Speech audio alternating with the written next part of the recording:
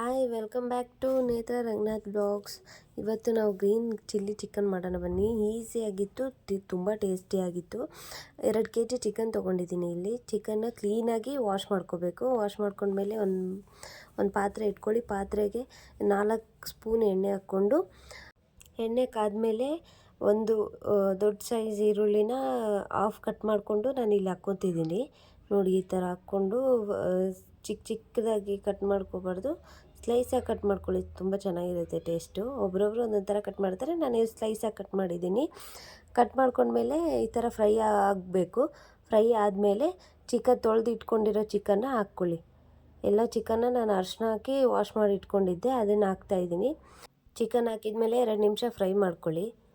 ಚೆನ್ನಾಗಿ ತಿರ್ಸ್ಕೊಂಡು ಫ್ರೈ ಮಾಡ್ಕೊಂಡ್ಮೇಲೆ ಎಷ್ಟು ಬೇಕೋ ಅಷ್ಟು, ನಾನಿಲ್ಲಿ 2 ಸ್ಪೂನ್ಸ್ ಉಪ್ಪು ಹಾಕ್ತಾಯಿದ್ದೀನಿ. 2 ಸ್ಪೂನ್ ಉಪ್ಪು ಹಾಕಿದರೆ 2 kg ಚಿಕನ್ ಅಲ್ವಾ, ಅದಕ್ಕೆ ನಾನು 2 ಸ್ಪೂನ್ ಉಪ್ಪು ಹಾಕ್ತಾಯಿದ್ದೀನಿ. ನಿಮ್ಗೆ ಎಷ್ಟು ಬೇಕೋ ಅಷ್ಟು ಹಾಕ್ಕೊಳ್ಳಿ, ಎಷ್ಟು ಅಳತೆ ನೋಡಿಕೊಂಡು. ಬನ್ನಿ ಇವಾಗ ಮಸಾಲಾಗೆ ರೆಡಿ ಮಾಡ್ಕೊಳ್ಳೋಣ. ಮಸಾಲಾಗೆ ಫಸ್ಟು ಇದನ್ನೆಲ್ಲ ರೆಡಿ ಮಾಡಿ ಇಟ್ಕೊಳ್ಳಿ. ಒಂದು ಈರುಳ್ಳಿನ ಉದ್ದುದಾಗಿ ಕಟ್ ಮಾಡ್ಕೊಂಡು ಇಟ್ಕೊಂಡಿದ್ದೀನಿ. ಒಂದು ಸ್ವಲ್ಪ ಕೊತ್ತಂಬರಿ, ಪುದೀನ, 2 ಬೆಳ್ಳುಳ್ಳಿ, 2 ಗಡ್ಡೆ ಬೆಳ್ಳುಳ್ಳಿ, 1 ಇಂಚು ಶುಂಠಿ, 4 ಹಸಿ ಮೆಣಸಿನ್ಕಾಯಿ, ಒಂದು ದೊಡ್ಡ ಈರುಳ್ಳಿ, 5ರಿಂದ 6 ಗೋಡಂಬಿನ ಯೂಸ್ ಮಾಡ್ತಾಯಿದ್ದೀನಿ ನಾನಿಲ್ಲಿ. ಒಂದು ಪ್ಯಾನ್ ಇಟ್ಕೊಳ್ಳಿ. ಒಂದು ಪ್ಯಾನಲ್ಲಿ 3 ಸ್ಪೂನ್ ಎಣ್ಣೆ ಹಾಕ್ಕೊತಿದ್ದೀನಿ. 3 ಸ್ಪೂನ್ ಎಣ್ಣೆ ಹಾಕ್ಕೊಂಡು ಕಟ್ ಮಾಡ್ಕೊಂಡಿರೋ ಈರುಳ್ಳಿನ ಹಾಕ್ಕೊಂಡು ಫ್ರೈ ಮಾಡ್ಕೊತೀನಿ. ನೋಡಿ, ಈ ಥರ ಫ್ರೈ ಮಾಡ್ಕೊಂಡ್ಮೇಲೆ ಇದಕ್ಕೆ 4 ಮೆಣಸಿನ್ಕಾಯಿ, ಪುದೀನ ಹಾಕ್ಕೊಂಡು ಫ್ರೈ ಮಾಡ್ಕೋಬೇಕು 2 ನಿಮಿಷ. 2 ನಿಮಿಷ ಫ್ರೈ ಆದಮೇಲೆ ಇದಕ್ಕೆ ಧನಿಯಾ, ಅರಿಶಿನ ಮತ್ತು ಚಿಲ್ಲಿ ಪೌಡ್ರು, ಸಾಂಬಾರು ಮಸಾಲ ಅಂದರೆ ಚಿಕನ್ ಮಸಾಲ, ಮತ್ತು ಟೊಮೊಟೊ ಹಾಕ್ಕೊಂಡು ಫ್ರೈ ಮಾಡ್ಕೋಬೇಕು. ಈ ಥರ ಫ್ರೈ ಮಾಡಿಕೊಂಡ್ರೆ ಟೇಸ್ಟ್ ತುಂಬ ಚೆನ್ನಾಗಿ ಬರುತ್ತೆ. ಒಂದು ಸತಿ ಟ್ರೈ ಮಾಡಿ ನೋಡಿ ಮನೇಲಿ. ಇವಾಗ ಮಸಾಲ ರುಬ್ಕೊಳ್ಳೋ ಟೈಮು.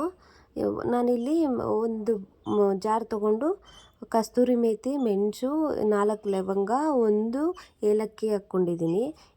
ಅರ್ಧ ಕಪ್ಪು ಪುಟಾಣಿ ಹಾಕ್ಕೊತಿದ್ದೀನಿ.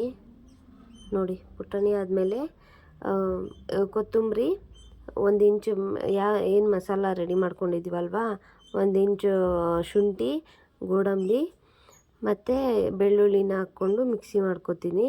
ಪ್ಲಸ್ಸು ನಾವು ಅವಾಗೆ ಫ್ರೈ ಮಾಡಿ ಇಟ್ಕೊಂಡಿದ್ದೀವಲ್ಲ, ಅದನ್ನೆಲ್ಲ ಮಿಕ್ಸಿಗೆ ಹಾಕ್ಕೊಂಡು ನುಣ್ಣಗೆ ಫ್ರೈ ಮಾಡ್ಕೋಬೇಕು.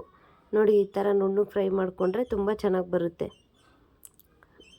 ಈ ಟೆಸ್ಟರಲ್ಲಿ ಇರಬೇಕು. ನೋಡಿ, ಈ ಥರ ಇದ್ದರೆ ಇವಾಗ ಚಿಕನ್ ರೆಡಿ ಆಗಿದೆ ಅಲ್ವಾ, ಫ್ರೈ ಆಗಿರೋದು. ಅದಕ್ಕೆ ಚಿಕನ್ಗೆ ಮಸಾಲನ ಹಾಕ್ಕೊಂಡು ಫ್ರೈ ಮಾಡ್ಕೊಳ್ಳಿ. ಫ್ರೈ ಮಾಡಿಕೊಂಡ್ರೆ ತುಂಬ ಚೆನ್ನಾಗಿರುತ್ತೆ ಸಾಂಬಾರು. ನಾವಂತರೂ ಇದನ್ನು ಸೆಕೆಂಡ್ ಟೈಮ್ ನಾನು ಟ್ರೈ ಮಾಡಿದ್ದು. ಫಸ್ಟ್ ಟೈಮ್ ತುಂಬ ಚೆನ್ನಾಗಿ ಬಂದಿತ್ತು, ಸೆಕೆಂಡ್ ಟೈಮು ಇನ್ನೂ ಚೆನ್ನಾಗಿ ಬಂದಿದೆ.